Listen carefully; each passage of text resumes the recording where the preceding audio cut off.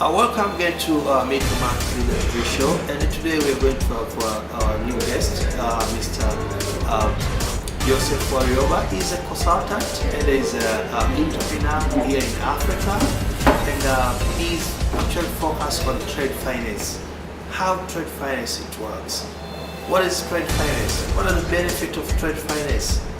And what is the future of African economy? So all of this we are going to discuss in our today's session. So let's keep in touch. Don't move. Stay tuned. Meet the Market Leader, proudly sponsored by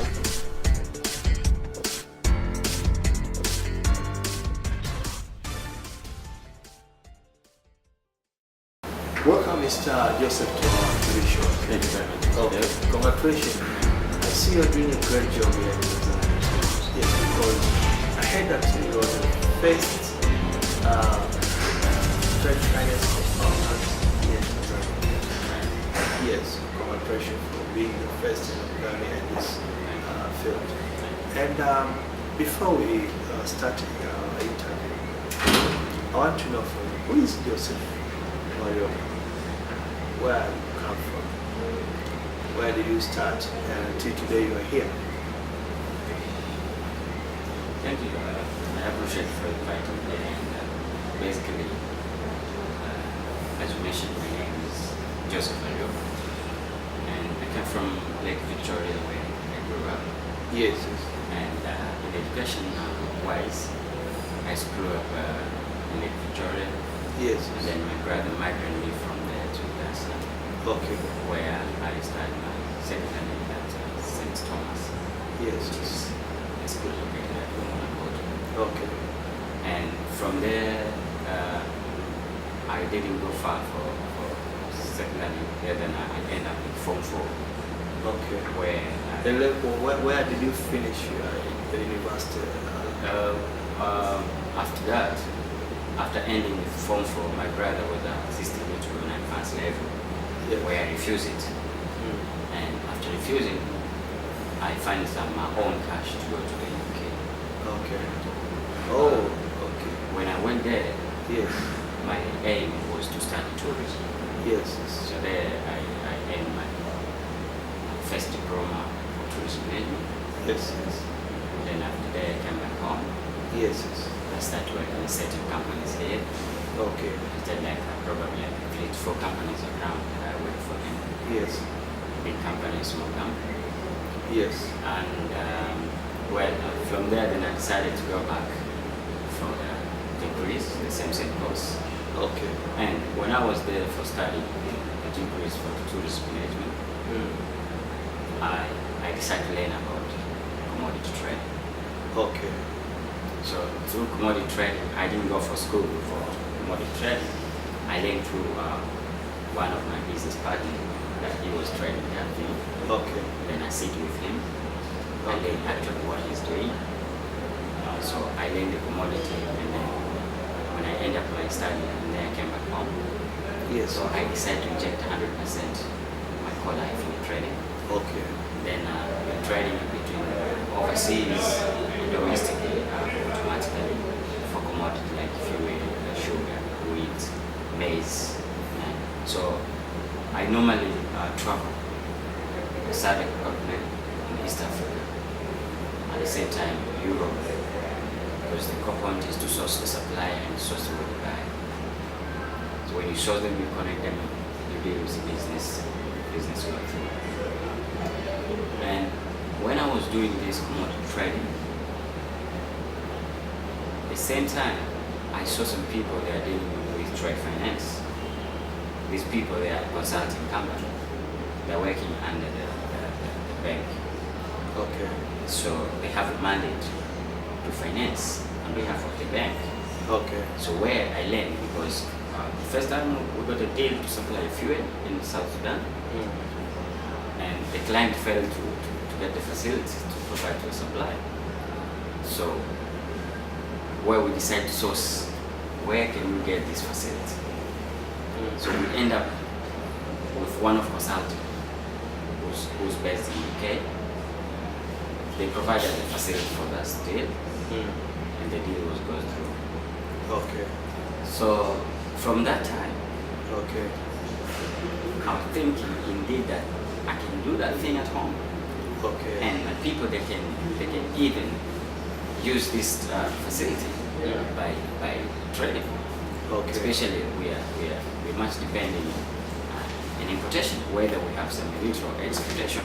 Yes. So I decided to do that because I need also my people to be aware of trade finance, even though we know some banks also they do it. Yes. So we're here just to educate most traders how to deal with trade finance and what are the trade finance. So, what is trade finance? By start. When we talk about trade finance, we mean that the trade finance is like a credit line. Yes. Right? It's a credit line that can be covered between the supplier and the buyer side. A trader between the receiver and the beneficiaries, or the applicant and the beneficiaries. Yes. So it's a credit line that can be given to the buyer when the buyer needs to import a certain commodity. Yes. When the buyer apply for that facility, that means we call it trade finance. It's a credit line. Okay. Yes. So, and how it works in the whole world? The way it works in Africa and worldwide, Africa will still 100% behind. Okay. And Europe, they already ahead, right? And because Europe, when you have a sales contract with your supplier, for instance, just only go either to the consultants who is already acknowledged, the supplier they can acknowledge such consultants to issue facility, and the facility has to be issued against document, so against the goods. Yes. So it's a matter of applicant or a buyer to get the facility, and most facility have been issued against the document. So it's between a seller, buyer, and a bank. A bank stands as issuer, supplier stands as beneficiary, buyer stands as applicants. So a bank, when the bank issue, they stand as issuer to provide a credit line to a buyer. Yes. And a supplier, when receive, he stands as a beneficiary. Yes. Yes. So that credit line, it normally has terms and conditions. Example, when you ask a certain bank to issue a credit line, you must specify. You need a credit line for how long? For instance, like 90 days, Yes. 180 days, or 365 days. Yes. So they give with conditions. That condition, it fits the supplier and buyer. So a banker stay in favor or to negotiate in favor of a buyer. Okay. So, I want to know from you, Mr. Joseph, what is the barrier of credit finance here in Africa, especially in Tanzania? Because you have been dealing with Tanzania market in some other nation. You know, as I say, we are still 100%. How? This trade finance, we normally acknowledge that it's been dealing with specific banks, Okay. right? And for people to come up to start up this thing, it's not easy because people they always know that, oh well, I need to go in a CLB, NAB, Standard Charter, and Exit to get this facility. While also they have got their own policies and procedures, right? And at the same time, if you come up to the consultants, they also have their own procedures. So it's a big challenge. In another way, it's a big challenge. It's not easy to penetrate in the market. We're still trying to focus how to educate traders to use this. We know that it's not easy for a consultant to say that I'm capable to get a facility from HSBC Bank. If you're capable to get a facility from HSBC Bank, in another way, people are looking at risk. Yes. How do you maintain that? Okay. When you know how you maintain the risk, that's how you can be able to facilitate. Okay. Right? If you compare the international trade finance and the local trade finance, we local, the way how we trade is quite two things different. Okay. When you go to the bank, they have a lot of requirements. Yes. When you go to the consultants, they normally ask certain fees to ensure that you're capable to cover. Okay. They normally ask you a financial statement to know that you're capable to pay, right? Okay. Because when they issue, the goods itself stand as a collateral. Okay. That's where people are looking at the risk side. Okay. Means when you default, if you Okay. default, the bank can take over that goods. Okay. The goods has to be held by the bank Yes. until you pay back the money. Okay. So I want to know from your side, who is bearing the risk? If my, like I include virus, maybe someone in coast Somali. Also, I want to know from you if the container is arriving in Tanzania, if I'm the one who import I'm the one who order that container, and I find out the goods is not in the way that I was expecting. So who is bearing that risk? Is it bank or supplier, maybe, or myself? Let me clarify some other items, please. The risk goes to both sides, between supply side and the issuer side. Yes. I say issuer is the bank side. When a bank issue a facility Yes. and they issue a facility against document, Yes. it requires supplier to submit the bill of lading, the certificate of security, right, which is inspection certificate. Yes. Means all certificate concerning the goods, right? Yes. The original copy should be submitted to the bank, Yes. and other copy has to go to applicant who's a buyer. What comes is like this: the issuer cannot release the document to applicant. And the applicant has to demand to supply side. That means the supply side has to take care of that goods until the goods arrive to the port. And once the goods arrive to the port, the applicant has to confirm to the issuer that the goods arrive in a safe way. If there is no any signal between three parts, that means there is a problem in between.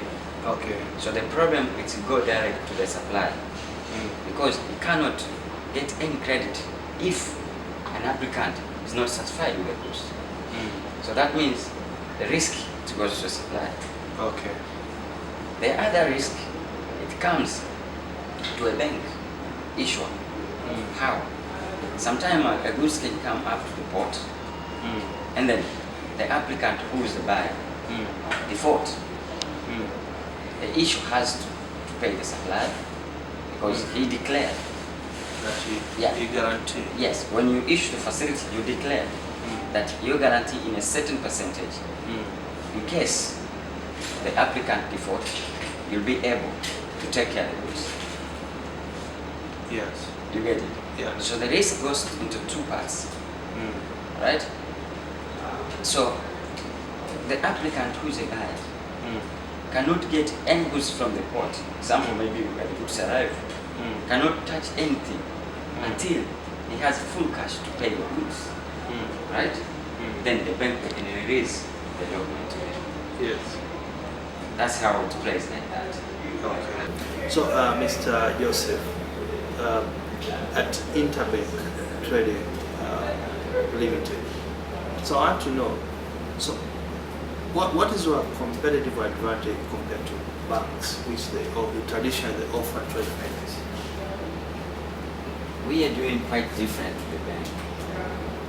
We are doing according to the International Chamber of Commerce policy. Okay. That we issue the facility against government, Yes, yes. and the risk comes to two parties: Yeah. issuer, supplier, and applicant. Yes, yes. When you go to the local bank to ask them to issue facility in favor of buyer, first thing they ask you collateral. Yes. That means they need a collateral.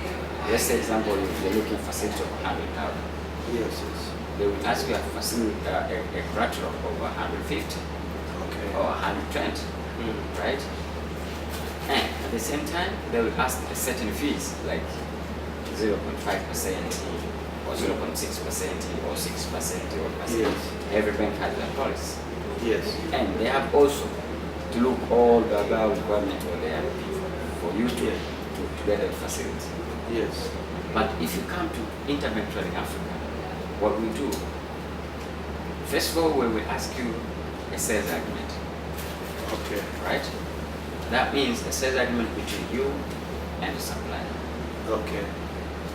Secondly, we will ask you a financial statement for us to be capable to know that you are sure when the goods arrive, you are going to pay it. Okay. Right?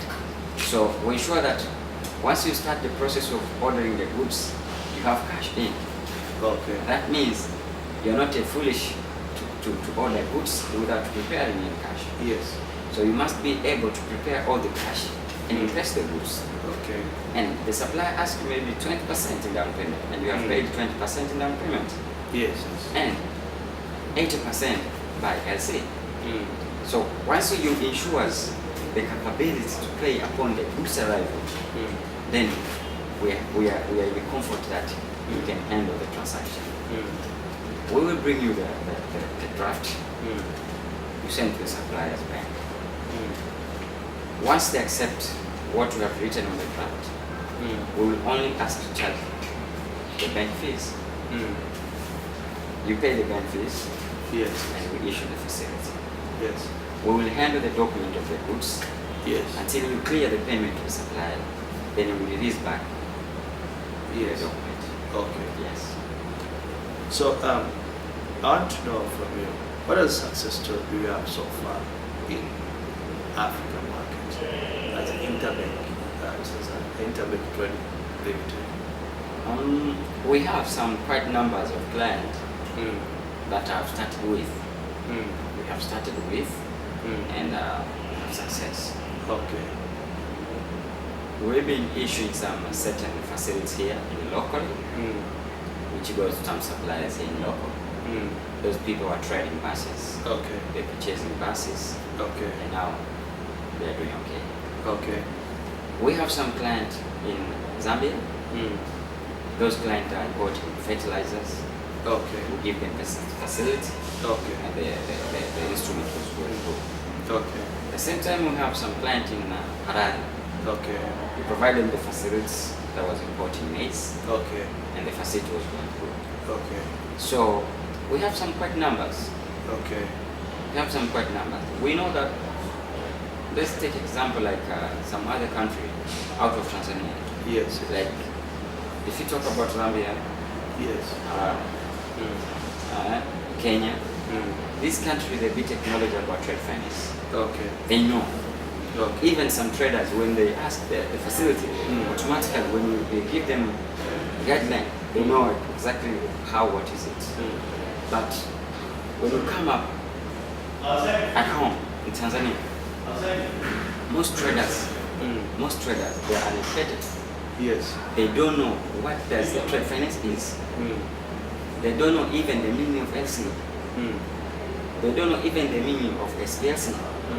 So it takes time for us first to educate them, Okay. to tell them how does this mean and how does this work, so that once they get a bear with what does this mean, then they open their mind.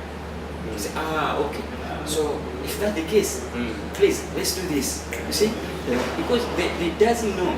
Yes. You know, Correct. it's easy when someone knows something. Yeah. According to data, show that some information show that more than 95% of Tanzania they are financial literacy. Very They true. include professors, Very true. doctors, Very, very true. CEOs, Very and true. top people. Actually. Very true. Yes. Very, very true. And we have the way to go. Well, we're sure, because if you look in history, Mm. how our country started, Mm. up to date, Mm. where we are moving to, Mm. we are updating ourselves. Okay. We're Yeah, trying I to see. move up. Yeah, I see. So, what are the benefits of the trade finance? The benefit of trade finance is, first of all, you create a relationship Mm. with traders. Mm. Secondly, you earn what you're earning, because when you charge the fees, some of the fees goes to the bank, some of the fees you keep for the operation of the office and everything, Yes. Yes. right? But the core key benefit is to create a relationship, Mm. because we receive Mm. big tycoon, Okay. right? Big traders. Okay. I remember last year, Mm. Mugabe called me, Mm. right? That was my first time to meet him, face to face, Oh, right? you met with Mugabe? Yes, face to face, like here we're talking, right? Yes. They were looking at credit line of 16 million, Okay. right? And end of the day, we thank God, we facilitated, Okay. right? That's good. So, for me, I can say Mm. it's good because it's opened a network. Okay. It gave you an opportunity to know such people that you never expect to meet them. Okay. So it's good. I can say it's 100% good. Okay. Yeah. And I want to know from you, how about economy of scales to the end point of buyers? If buyer use a credit facility, trade finance facility, it doesn't add value or advantage to its economy of scale, because you can operate while you don't need to pay. You know, the trade finance, it should be announced long years ago in Tanzania. We know that, everyone knows economics sometimes depending on trading. I mean economies of scale. Yes, Yes. depending on trading. Okay. If there is no traders, you cannot talk about economics. Yes. How do we enhance these traders, Mm. even to raise the economics automatically? Mm. That's where we are going to fail, or that's where we failed. Okay. If the country has been already known the meaning of trade finance, they could even take initiation Mm. to educate traders how to use the facility. Mm. That means so many traders, they could be able to import and export. Mm. I give one example, Mm. like the USA. We have a contract with Exim Bank in USA. Mm. One lose this Exim Bank told us is like this. Mm. We need buyers who can be able to purchase the mining equipment, Mm. right? Those machinery should be come from the US. Yes. And the Exim Bank in US, they pay 80% Mm. of that facility. Yes. 20% being paid by the applicant. Okay. So we're here also to market the Exim Bank. Mm. Just imagine, why Exim Bank? They're trying to enhance exporters Mm. to export their product outside US. Okay. Why not Tanzania? Mm. If Tanzania could have such entity, Mm. at least to enhance exporters, Mm. we could have exporting a lot of things. Okay. But we do not have such entity to do that. Mm. I don't know whether the Chamber of Commerce have been negotiating such idea to a government, at least to have such banks Mm. that can be able to enhance exporters, because we have a lot of people who are dealing with agriculture. And we're expecting at least our commodity to be exported. But we don't, because the government cannot